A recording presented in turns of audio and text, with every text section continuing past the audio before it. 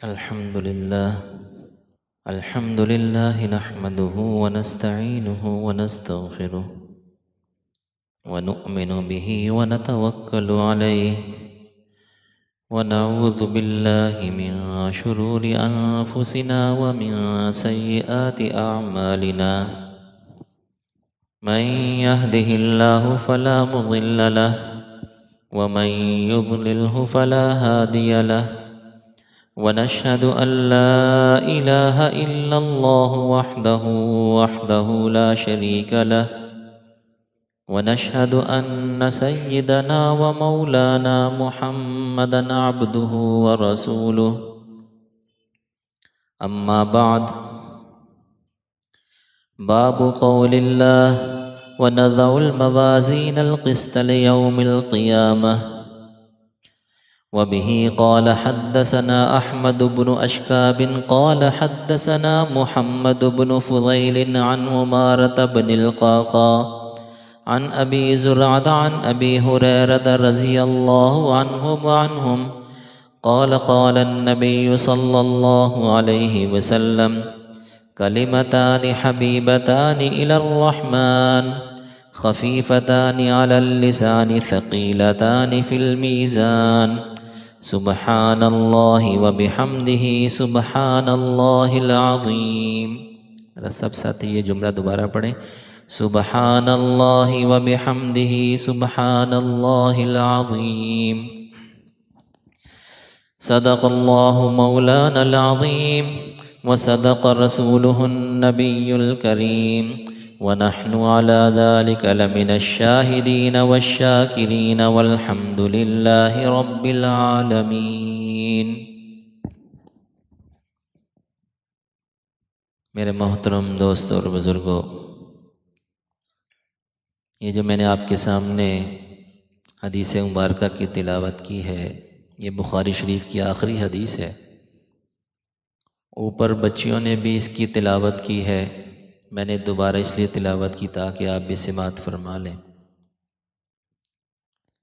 یہ جو حدیث سے پہلے چند راویوں کے نام میں نے آپ کے سامنے پڑھے، اس کو سند کہتے ہیں کہ ہماری جو احادیث ہیں، جو آپ صلی اللہ علیہ وسلم کے ملفوظات ہیں، فرمودات ہیں، جو احادیث ہیں، وہ ساری کی ساری محفوظ ہیں، اور یہ صرف اور صرف آپ صلی اللہ علیہ وسلم کے اعزاز اور آپ علیہ السلام کا معجزہ ہے۔ اب اس سے پہلے جتنے بھی انبیاء آئے، ان کے جو فرمودات تھے وہ تھوڑے عرصے کے لیے محفوظ رہتے تھے اور پھر اس میں تحریف ہو جاتی، حتیٰ کہ جتنے بھی اہل کتاب، جتنے بھی آسمانی دین ہیں، جتنے بھی اہل کتاب کہتے ہیں آسمانی ادیان والے، مشہور جیسے تورات والے ہیں، انجیل والے ہیں، زبور والے ہیں، یہ سب اہل کتاب ہیں۔ اہل کتاب میں سب سے زیادہ شہرت اور بلکہ کثیر تعداد وہ عیسائیوں کی ہے، اور اس میں دیکھیے کہ جو اس وقت موجود جو 4 انجیلیں ہیں، اس سے پہلے تو اور بھی زیادہ تھی، 20 انجیلیں منظر عام پر تھیں، اور ہر ایک دوسری سے مختلف تھی کہ عیسیٰ علیہ السلام کو جب اللہ تعالیٰ نے آسمانوں پر اٹھایا تو اس کے بعد ان کے جو فرمودات تھے، جو ملفوظات تھے، ان کے متبعین نے اکٹھا کرنا شروع کیا، تو وہ کئی کتابیں منظر عام پر آ گئیں، اور ہر ایک دوسری سے مختلف۔ اور سب سے زیادہ جو 4 مشہور ہیں نا، ان کی حقیقت کیا ہے کہ 4 مشہور ہے، حالانکہ انجیلیں تو 20 تھیں۔ ان کی حقیقت یہ ہے کہ ایک بادشاہ تھا جس کا نام تھا قسطنطین۔ یہ قسطنطنیہ پرانا ایک شہر، مشہور شہر تھا، صحابہ کرام کا غزوہ بھی ہوا، قسطنطنیہ فتح بھی کیا، استنبول جس کو کہتے ہیں آج کل۔ تو قسطنطین جو ہے نا، یہ حضرت عیسیٰ علیہ السلام کے آسمانوں پر اٹھائے جانے کے بعد 300 سال بعد یہ اس نے عیسائی مذہب قبول کر لیا، قسطنطین نے۔ اس نے دیکھا کہ جو انجیلیں ہیں جو منسوب ہیں عیسیٰ علیہ السلام کی طرف، وہ تو 20 ہیں، اور ہر انجیل دوسری سے مختلف ہے۔ تو اس نے مسیحی علماء کا اجتماع منعقد کیا، جتنے مسیحی علماء تھے ان کو اکٹھا کیا اور اجتماع منعقد کیا۔ یہ نیس شہر ہے، نیس جو آج کل فرانس کا ایک شہر ہے، نیس۔ اس میں سب کو اکٹھا کیا اور اس نے کہا کہ دیکھو بھی تم علماء ہو اور سب جو ہے نا عیسیٰ علیہ السلام کو ماننے والے ہو، تو کسی ایک پر کیوں نہیں متفق ہو جاتے؟ تو لہذا اب وہ سارے سر جوڑ کے بیٹھ گئے اور مباحثے شروع ہو گئے، کوئی کہتا یہ صحیح ہے، کوئی کہتا وہ صحیح ہے۔ آخر سارا دن بحث چلتی رہی۔ تو جو پوپ تھا، جس کو بادشاہ کا زیادہ قرب حاصل تھا، اس نے کہا کہ ایسا کرتے ہیں، کیونکہ اپنے اپنے علاقے سے وہ جو علماء تھے انجیلوں کے نسخے ساتھ لے کر آئے ہوئے تھے، اس نے کہا ایسا کرتے ہیں کہ اب جو ہے نا اس کو ہم ساری انجیلوں کو ایک ٹیبل پر رکھتے ہیں اور تالا لگا دیتے ہیں، اور اس کے بعد جو ہے نا سارے عبادت کرنا شروع کر دیں گے، دعائیں کریں گے ساری رات اللہ تعالیٰ سے کہ یا اللہ جو انجیل برحق ہے تیرے نزدیک وہ ٹیبل کے اوپر رہ جائے اور باقی انجیلیں ساری ٹیبل سے نیچے گر جائیں۔ تو ساری رات وہ دعائیں مانگتے رہے، عبادت کرتے رہے۔ جب صبح کو تالا کھولا تو 4 انجیلیں ٹیبل کے اوپر تھیں اور باقی سب نیچے گری ہوئی تھیں۔ اب جس مورخ نے یہ واقعہ لکھا ہے وہ ساتھ لکھتا ہے کہ کسی کو یہ توفیق نہیں ہوئی، کسی نے یہ تحقیق نہیں کی کہ اس کمرے کی چابی رات کو کس کے پاس تھی۔ تو اس نے لکھا کہ وہ تو اسی پوپ کے پاس تھی جو بادشاہ کا قریبی تھا، تو لہذا اب کیا ہے کہ وہ 4 ٹیبل کے اوپر رہ گئی جو مشہور ہے، متی ہے، مرقس ہے، لوقا، یوحنا، یہ 4 انجیلیں مشہور ہیں۔ تو گویا کہ جو اس کو پسندیدہ تھیں وہ ٹیبل کے اوپر رہ گئی، باقی ساری نیچے گر گئی۔ یہ 4 انجیلوں کی سند ہے، جبکہ ہمارے پاس اب حدیث کی کتنی کتابیں، بخاری شریف ہے، مسلم شریف ہے، ابو داؤد شریف، ترمذی شریف، یعنی کہ 20 کتابیں حدیث کی، اور اس کے اندر ہر حدیث کا راوی ہوتے ہیں۔ یہ جو میں نے آپ کے سامنے سند پڑھی نا 5-6 کہ امام بخاری کے استاد احمد بن اشکاب، اور ان کے پھر آگے محمد بن فضیل، پھر وہ روایت کرتے ہیں عمارہ بن قعقاع سے، وہ ابی زرع سے، وہ حضرت ابو ہریرہ سے، اور وہ پھر فرماتے ہیں کہ آپ علیہ السلام نے یوں فرمایا۔ یہ جو 4-5-6 راوی ہوتے ہیں، ہر حدیث کے اندر راوی ہوتے ہیں۔ اب یہ جو راوی ہوتے ہیں ان کے بھی جو حالات ہیں وہ اکٹھے کیے جاتے ہیں، پھر جا کے حکم لگایا جاتا ہے کہ یہ راوی صحیح ہے، لہذا اس کی حدیث جہاں آ جائے وہ صحیح ہے۔ 5-6 بندوں کے اندر اگر ایک بھی جو بندہ درمیان میں گڑبڑ آ جائے تو وہ گویا کہ حدیث ضعیف ہو جاتی ہے۔ اب یہ جو راویوں کے حالات ہیں یہ بھی اکٹھے کیے جاتے ہیں، اور یہ ایک بندہ اکٹھے نہیں کرتا، یہ کئی بندے اکٹھے کرنے والے ہوتے ہیں، اور وہ اپنے حساب سے جو ریسرچ کی ہوتی ہے نا وہ لکھ دیتے ہیں کہ ہم نے ریسرچ کی ہے کہ یہ، وہ کہتا ہے کہ میں تحقیق کیا کہ جناب یہ بندہ جو ہے نا یہ صحیح ہے۔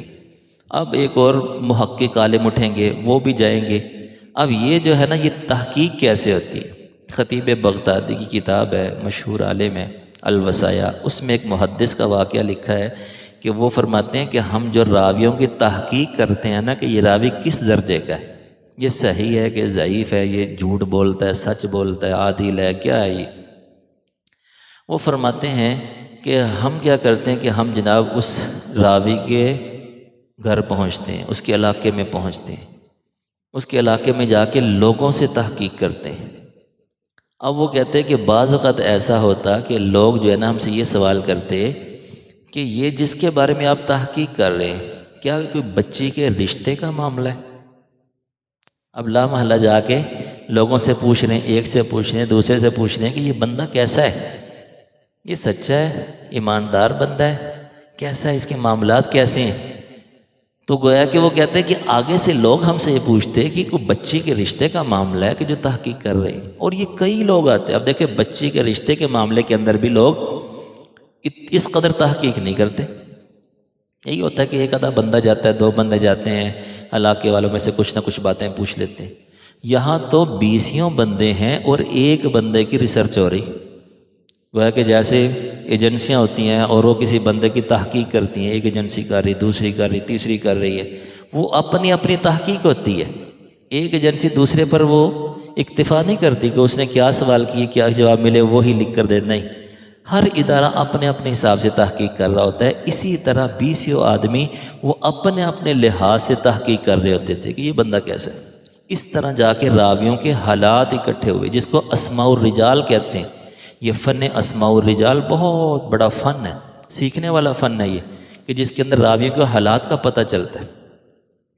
تو گویا کہ دیکھیے کہ ایک ایک حدیث کے اندر راوی موجود ہے۔ اس طرح سے آپ صلی اللہ علیہ وسلم کی ایک ایک حدیث کو اکٹھا کیا گیا۔ اور پھر اس کے بعد دیکھیے کہ ہمارے مدارس کے اندر جو تو بعض لوگ ایسے ہوتے ہیں جن کا مدارس میں آنا جانا ہوتا ہے اور دیکھتے ہیں کسی کلاس میں سبق ہو رہا ہے تو وہاں بیٹھ جاتے ہیں، جیسے مفتی حسن صاحب کی مجلس میں لوگ جاتے ہیں تو وہاں بخاری شریف کا سبق ہو رہا ہوتا ہے تو وہ بھی وہاں پر بیٹھ جاتے ہیں۔ اب وہ بھی جو ہے نا بعض اوقات ایسا وہ ہوتا ہے، حیران ہوتے ہیں کہ یار یہ سبق کا ایک نیا سا انداز ہے۔ وہ کیا ہوتا ہے کہ حدیث کی کتابیں پڑھی جا رہی ہیں، مثلا ایک شاگرد ہے وہ پڑھ رہا ہے، جیسے طالبات ہیں ماشاءاللہ تو سارے سال میں بخاری شریف نے ختم کی، تو وہ کیا ہوتا ہے کہ وہ حدیثیں پڑھی جا رہی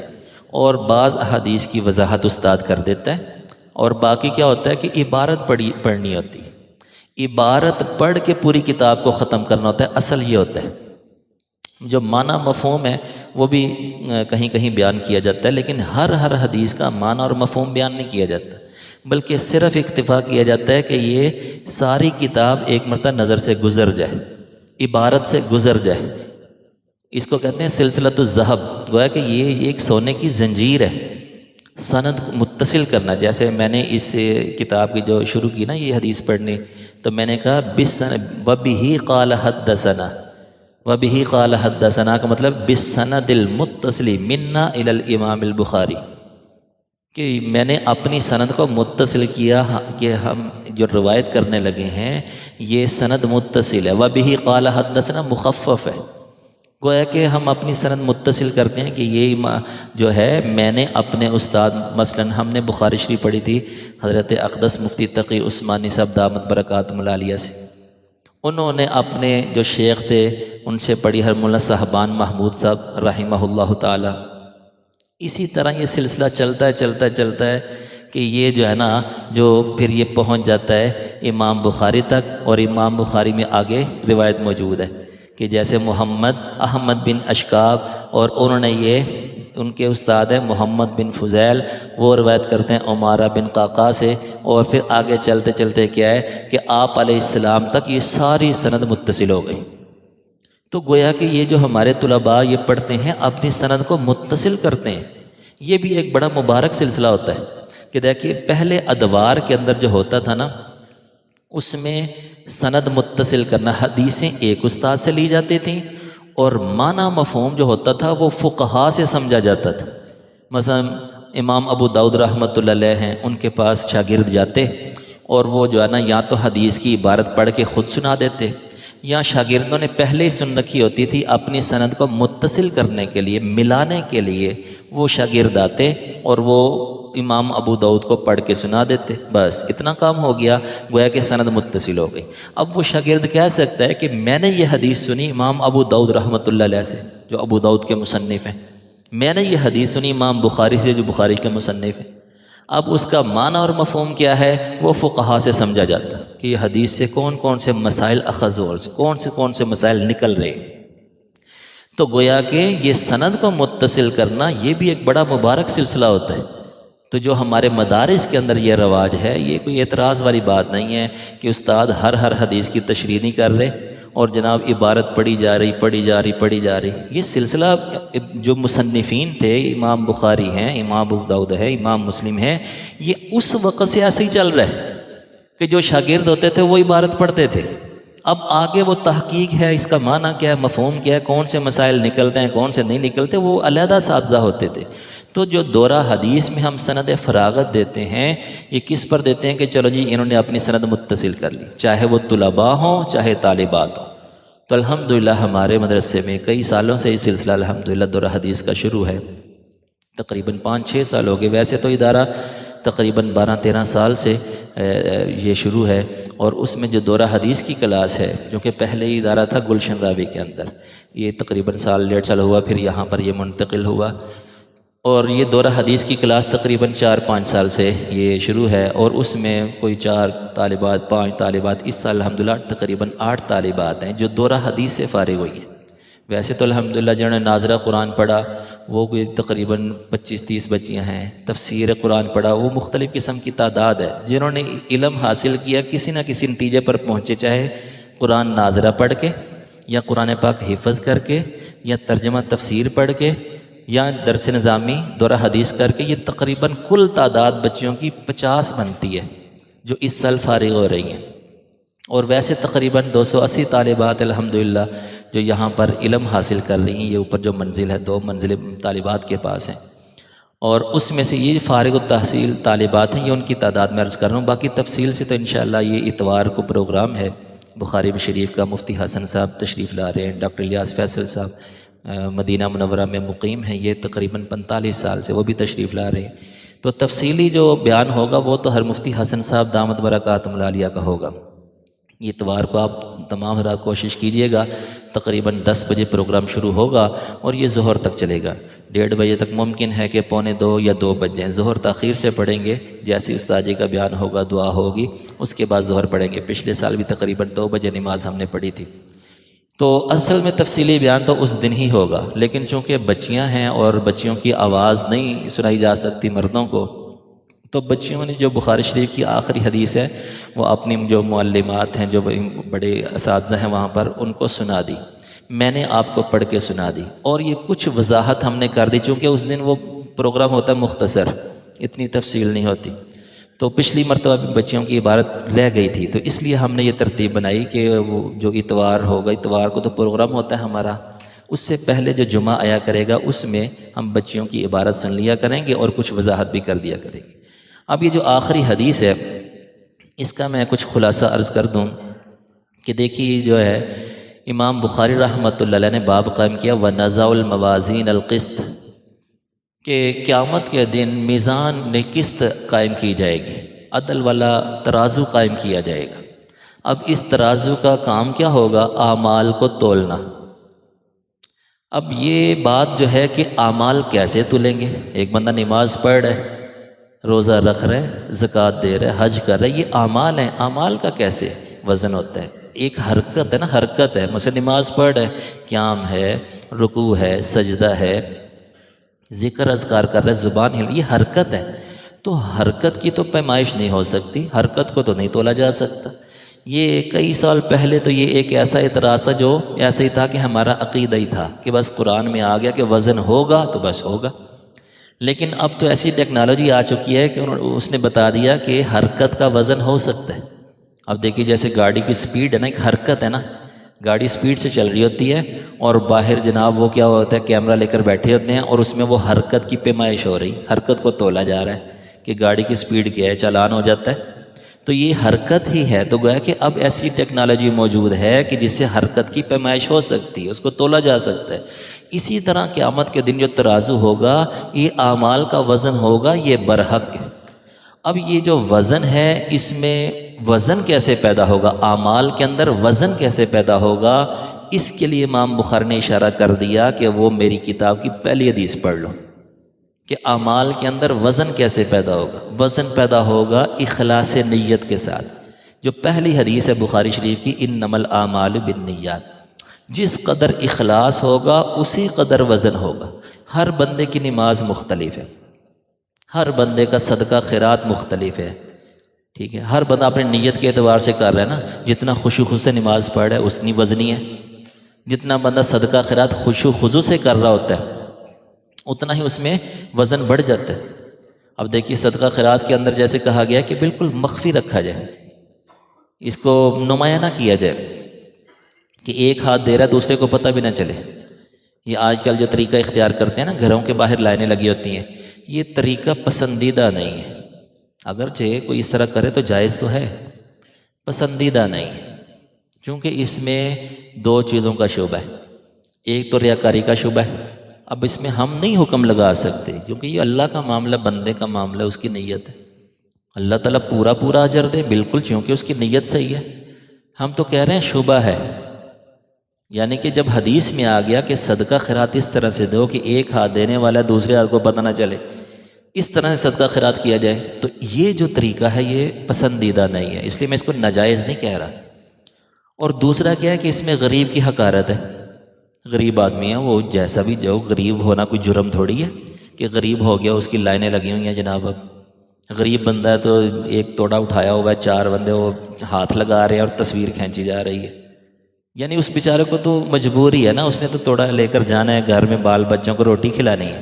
اس کی مجبوری سے ہم یہ فائدہ اٹھا رہے ہیں کہ تصویر کھینچ رہے ہیں یا اس کو لائن میں کھڑا کیا ہوا ہے۔ بہت قبیح طریقہ ہے یہ، اب بڑھتا جا رہا ہے، اس سے بچنا چاہیے۔ گویا کہ وہ صدقہ بھی گیا، خدا نہ خاصا صدقہ بھی گیا، مال بھی گیا اور اجر بھی گیا، اور یہ وبال ہے، باقاعدہ اس کے بارے میں احادیث میں عذاب کا ذکر موجود ہے۔ تو ایسے یہ قبیح طریقے، ان سے بچنا چاہیے۔ تو بہرحال جب بندے کی نیت خالص ہوگی، چاہے وہ نماز ہے، چاہے وہ روزہ ہے، زکوٰۃ ہے، حج ہے، تو اتنا ہی اس عمل کے اندر وزن پیدا ہوگا۔ اب یہ جو آخری حدیث ہے امام بخاری لے کر آئے ہیں، اس میں آپ علیہ السلام نے فرمایا کلمتان حبیبتان الی الرحمن، کہ 2 کلمے ایسے ہیں کہ جو اللہ تعالیٰ کو بڑے محبوب ہیں، اللہ تعالیٰ کو بڑے پسندیدہ ہیں۔ خفیفتان علی اللسان، زبان پر بڑے ہلکے ہیں، ثقیلتان فی المیزان، اور میزان میں بہت وزنی ہیں۔ زبان میں ہلکے ہیں یعنی کہ ادا کرنا بہت آسان ہے، اور میزان میں ان کا اجر، ترازو جو لگے گا نا قیامت کے دن، اس میں ان کا اجر بہت زیادہ ہے۔ وہ کیا ہے؟ ذرا سب ساتھی ساتھ پڑھیے گا، وہ کلمے یہ ہیں، سبحان اللہ و بحمدہ، سبحان اللہ العظیم۔ اب دیکھیے کتنا آسان ہے، کتنے آسان سے کلمے ہیں۔ حضور بھی یہی فرما رہے ہیں کہ بڑے ہی آسان ہیں، زبان پر بڑے ہلکے ہیں، میزان میں ان کا وزن بہت زیادہ ہے کہ بندہ، اور شرائط جتنے بھی اذکار ہیں ان کے لیے کوئی خاص شرائط بھی نہیں ہے، بندہ چلتے پھرتے، اگر وضو ہو پھر بھی ٹھیک ہے، نہ ہو پھر بھی ٹھیک ہے، مسجد میں پھر بھی ہے، بازار میں ہے، کوئی ڈرائیونگ کر رہا ہے، جس کام میں لگے ہوئے ہیں ساتھ ساتھ بندہ ذکر اذکار کر سکتا ہے۔ تو گویا کہ جتنے بھی اذکار ہیں ہر ایک کی ایک جزوی فضیلت موجود ہے، لیکن ان کی جو فضیلت بیان کی گئی وہ سب سے بڑھ کر تو یہ ہے کہ یہ اللہ کو کلمے بڑی محبوب ہے۔ کیوں کہ اس میں اللہ تعالیٰ کی پاکی بیان کی جا رہی ہے، کہ کیا کہا جا رہا ہے کہ اے میرے اللہ تو تمام عیبوں سے پاک ہے۔ اب یہ جملہ اللہ کو بڑا ہی پسند ہے کہ اللہ تعالیٰ کی بڑائی، اللہ کی پاکی، یہ اللہ تعالیٰ کو بڑی محبوب ہے، کہ کہا جا رہا ہے کہ یا اللہ تو ہر عیب سے پاک ہے۔ یہ تو اس کی اگر کلمے کی وضاحت کی جائے تو اس کے لیے کوئی آدھا گھنٹہ درکار ہے۔ تو یہ اس وجہ سے اللہ تعالیٰ کو بڑے محبوب ہے۔ تو گویا کہ چلتے پھرتے ذکر اذکار جہاں اور کرتے ہیں وہاں یہ کلمات بھی کثرت سے پڑھنے چاہیے، اور اللہ تعالیٰ سے دعا ہے اللہ تعالیٰ عمل کی توفیق عطا فرمائے۔ جیسے میں نے پہلے آپ سے عرض کیا، کچھ ساتھی بعد میں آئے ہیں، ان کو بھی میں عرض کر دوں کہ ہمارے ہاں تقریب ختم بخاری ہے، اور اس میں ایک بابرکت محفل ہے، اس میں آپ حضرات شریک ہوں گے۔ انشاءاللہ ہماری بھی حوصلہ افزائی ہوگی اور طالبات کی بھی حوصلہ افزائی ہوگی۔ اتوار کے دن صبح پرسوں اتوار کے دن 10 بجے شروع ہوگی، اور تقریباً 1:30 بجے تک، 1:45 یا 2 بجے تک یہ تقریب چلے گی۔ جب موقع مل جائے، جس قدر موقع مل جائے، آپ حضرات سے درخواست ہے کہ آپ شرکت فرمائیں۔ اللہ تعالیٰ عمل کی توفیق عطا فرمائے۔ وآخر دعوانا الحمدللہ رب العالمین۔